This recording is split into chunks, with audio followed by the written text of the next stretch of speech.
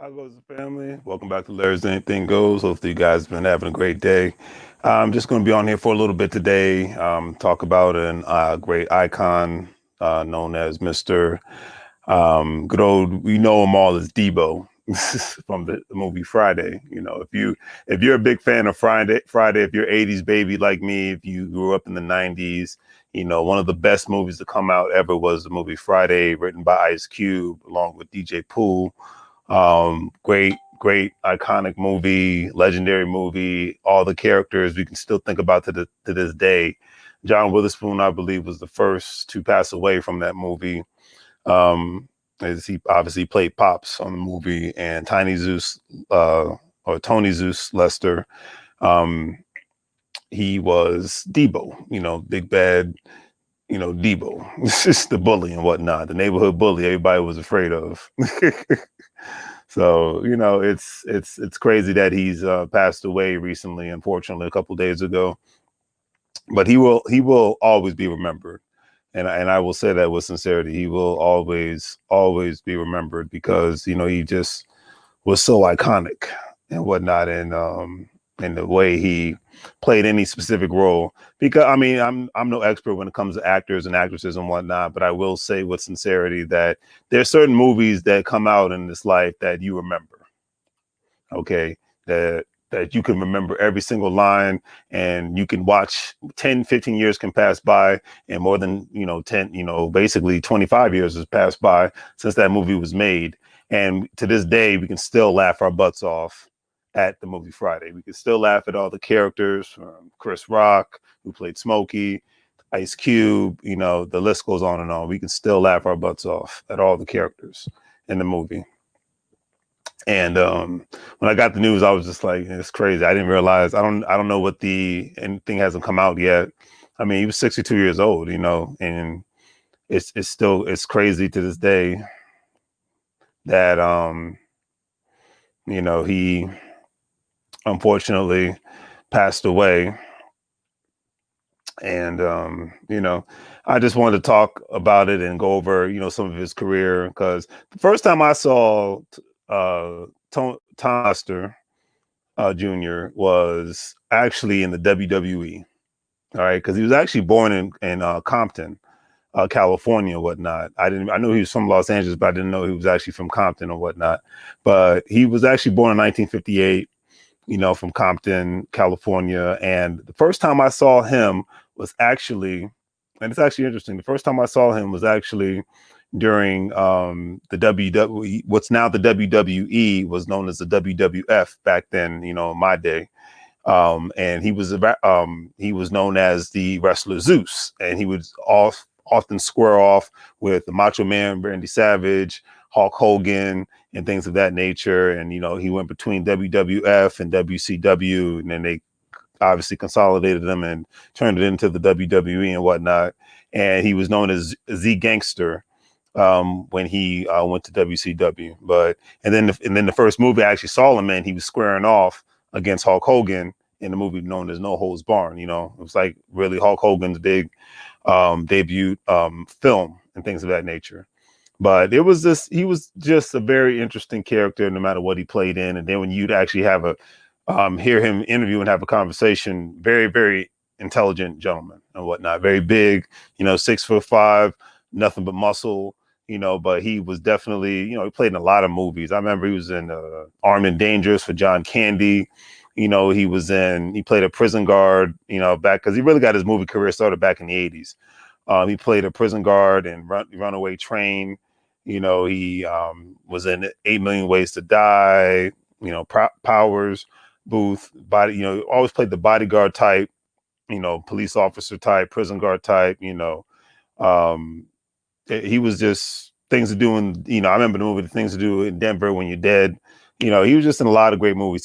He actually played the president of the United States of America, and, trying to picture African-American being president back then, in a movie known as The Fifth Element. Ironically, him and Chris Tucker were in the movie Fifth Element. And I thought that was a great movie role for him, because it got him away from playing the big scary dude, the bully and all that. Because he was actually in Next Friday too, the second Friday. which he had me in tears in that one as well. So, you know, it's kind of crazy. All this time is past. You know, he's in Austin Powers, Dracula 3000, Hellborn, Little Nicky, Adam. You know, with Adam Sandler, Soul Keeper. You know, lot of movies, You know, just it's he's going to be missed. You know, my condolences to his family.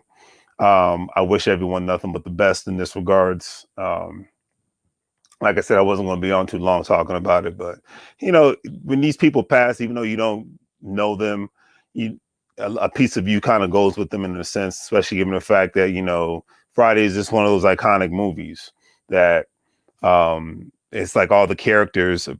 You know, they keep talking about making the last Friday, but it's like I don't think it's going to happen now because all the characters are passing away. You know, you had first it was John Witherspoon, now it's you know Tiny Zeus. I keep want to call him Tiny. You know, it's a nickname. Tom Lester Jr. You know, has passed away. So, and it's I really made this video not just to talk about him and what a great inspiration he was to us all, but I really want to just say at the end of the day is that people like him, you know, not just people like him, but given the fact that we can no longer take any day for granted we have in this life. And that is the number one thing I'm ending 2020 with. No matter how hard things get, no matter how slow things go, you know, business, it goes fast, it goes slow. You know, like now I'm in the busy season because, you know, I'm fulfilling a lot more orders and whatnot and things of that nature. When it comes to the online store, you know, I'm engaging with more people. So I look at that as a blessing and whatnot. But every day we're on this earth, no matter how hard it is, no matter how crazy things get, we have to remember to just be thankful that we are still alive, because that's why I'm just not a big fan. That's why I always say a lot of my videos, any negative comments, you're gone, because I just refuse to waste my time with negativity. I don't mind constructive criticism. I don't mind great feedback. I don't mind that. But to tolerate people disrespecting you and things of that nature when you don't have to, I think it's a waste of time, in my personal opinion. To tolerate any nonsense in your life when it's unnecessary. I don't care if it's family or not. It's unnecessary. Why should anyone, we have so little time on this earth. So why should anyone spend any time because they feel out of obligation around people that suck the life out of them like a tick? I refuse. And if people aren't bringing light to your life, positivity to your life, cut them off, period. If people are constantly engaging in behavior that has nothing to do with moving you forward, cut them off. Okay, because it's just not worth it, in my personal opinion. And you know, Tom Lester lived a great, fulfilled life. You know, I mean, you know, to die at age 62 is sad, but you know, when I look at his bio, my man lived a good life. You know, and I'm sure he had his trials and tribulations. Yeah, I forgot he was in that movie Posse too, and that was with a great. It was one of the Baldwin brothers. I think it was Stephen Baldwin, Mario Van Peebles, the rapper Big Daddy Kane was in it. The guy that played the dad from Family Matters was in that movie. That was an all-star cast movie. So yeah, I forgot about the movie Posse. I'm just looking over his the amount of movies he was in, and a lot of television shows. He was definitely an icon. And the thing what it says is his bio. Tommy Tiny Lester grew up in Compton, California, but chose to break the curses of his generation at an early age. He stayed away from the gang life because, you used to have gangs in Compton or whatnot. You got gangs in every city. But during the time when he came up, if you think about the 70s and 80s, that's when the Crips and Bloods, he was born in the late 50s. The Crips and Bloods really just started to form themselves. And I don't know the exact years because I don't, follow gangs or anything of that nature. But, he chose a different route, And it even says he chose religion over wrongdoing and developed an interest in films and television early. He grew up watching Gary Cooper, Jimmy Stewart, Charlton Heston, and Errol Flynn. And, and the funny thing with him growing up in LA, and then the beautiful thing is he grew up in an environment where he was able to actually allow his love for something, for the craft of acting, to flourish. And I think that's a beautiful thing too. A lot of times the worst, and that I think that's really goes to a test of time. saying that you could grow up sometimes in the worst environment and whatnot, but if you continuously dream a little dream, you can go places you never thought you can go. Okay, you can go places you really never thought that you could go. Because the funny thing is, I didn't realize he was in Beverly Hills Cop 2 with the Eddie Murphy. Those are the classic movies right there. He was actually in a movie with Johnny Depp, Marlon Brando, Don Juan DeMarco, and Quentin Tarantino.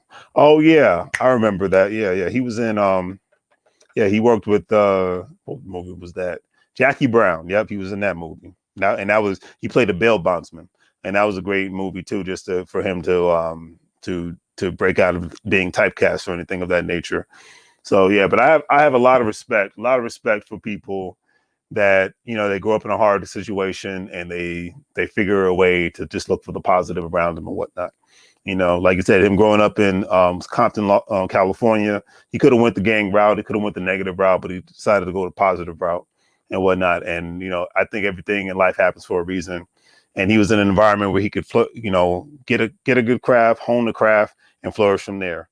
From playing baseball to being a professional wrestler to being a great actor. My man looked like he lived a fulfilled life. So, and I hope he did. And unfortunately, whatever took him away from this earth, like I said, my deepest condolences to his friends and family. And, you just have to, moments like this we have to enjoy our lives, man. I can't put it any other way. I really can't. We cannot take life for granted. Not only has the pandemic shown that you can't take life for granted, but the amount of death that seems to keep on occurring shows that you cannot, whether it's due to natural causes, due to the pandemic, due to other causes, you can't take anything for granted ever. All right. So on that note, family, rest in peace, Tom Lester Jr., as I knew him as Zeus, the wrestler, especially seeing, I was a kid, seeing a big, strong brother taking on Hulk Hogan and whatnot, that was exciting to me, because you didn't see many African-American male wrestlers at the time when I was a kid like that. You had a couple, but didn't see as many.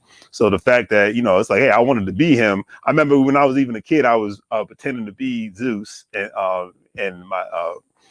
the lady who used to babysit me and her son, he played Hulk Hogan, and I would play Zeus and whatnot. So it's just, like I said, that's how far back I go with this man. So when it comes to, I knew him as a wrestler before he was an actor. So I will say he will be missed, and I'll leave it at that. So do the great 3 free things, family. Like, share, and subscribe. Always greatly appreciate you tuning in. Like I said, I just wanted to give my condolences on online, and just, you're going to be truly missed, sir. Take care, family.